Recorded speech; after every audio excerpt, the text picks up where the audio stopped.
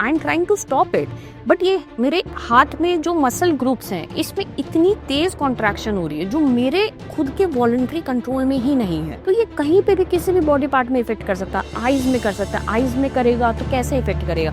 आपकी आंख जो है वो सडनली अपने आप ही ऐसे बंद हो जाएगी, आप कुछ दिखना ही बंद हो जाएगा। और चूंकि ये बहुत ही सस्टेन कॉन्ट्रैक्शन है तो इसमें काफी ज्यादा पेशेंट को पेन भी महसूस होता है।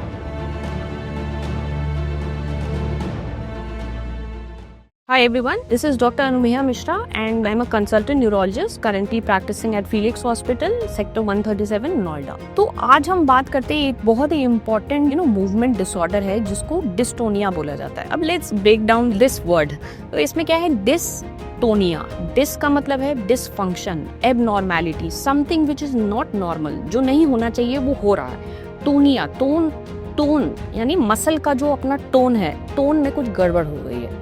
तो इसमें बेसिकली होता क्या है कि हमारे जो मसल्स हैं बॉडी के, बहुत सारे मसल्स हैं।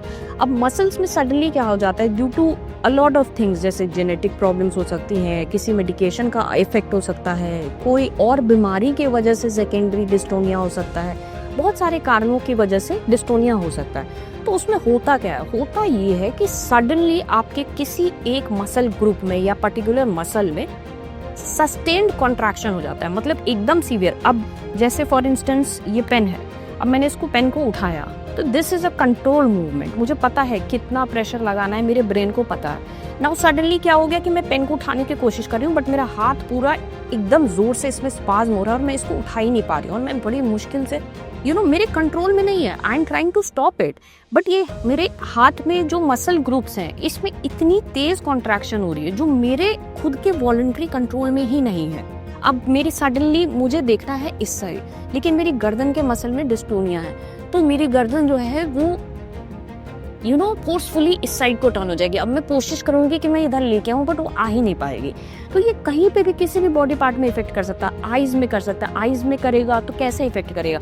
आपकी आंख जो है वो सडनली अपने आप ही ऐसे बंद हो जाएगी, आप कुछ दिखना ही बंद हो जाएगा। सडनली आप आंख को खोलने की कोशिश करोगे, ऐसे करोगे, लेकिन खुलेगी नहीं क्योंकि मसल जो है वो जरूरत से ज्यादा कॉन्ट्रैक्ट कर चुका है और वो आपके बस में नहीं है। तो ये कई चीज़ों हो सकता है, जैसे कई लोगों को राइटर्स क्रैम्प्स होता है। राइटर्स क्रैम्प्स का मतलब है कि आप स्टूडेंट्स में बहुत कॉमनली होते हैं कि आप लिखने की कोशिश कर रहे हो लेकिन आप लिख ही नहीं पा रहे हो। एक पीरियड ऑफ टाइम के बाद आपके हाथ में इतनी अकड़न हो गई, इतनी ज़्यादा कि आप लिख ही नहीं पा रहे हो।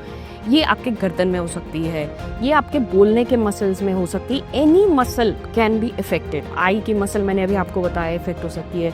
लेग्स में डिस्टोनिया हो सकता है। आप चल रहे हो, यूजुअली कॉमनली बच्चों में बहुत प्रेजेंट करता है कि बच्चे जब चलना स्टार्ट करते हैं तो उनका पैर जो है वो ऐसे मुड़ जाता है, अब वो चल ही नहीं पा रहे। पेरेंट्स को समझ में नहीं आता है कि क्या प्रॉब्लम हो रही है। तो ये सारी चीज़ें, इवन ट्रंक में भी, ये जो आपका धड़ जिसको बोलते हैं, उसमें भी आपको डिस्टोनिया हो सकता है, वो एक तरफ ऐसे टर्न हो जाता है। और चूंकि ये बहुत ही सस्टेन कॉन्ट्रैक्शन है तो इसमें काफ़ी ज़्यादा पेशेंट को पेन भी महसूस होता है। तो अगर आपको ऐसा कोई भी मस्कुलर मूवमेंट कहीं पे भी बॉडी में आपको ऐसा लगे, इवन टंग में भी डिस्टोनिया हो सकता है। टंग क्या है? टंग मसल है, ग्रुप ऑफ मसल्स।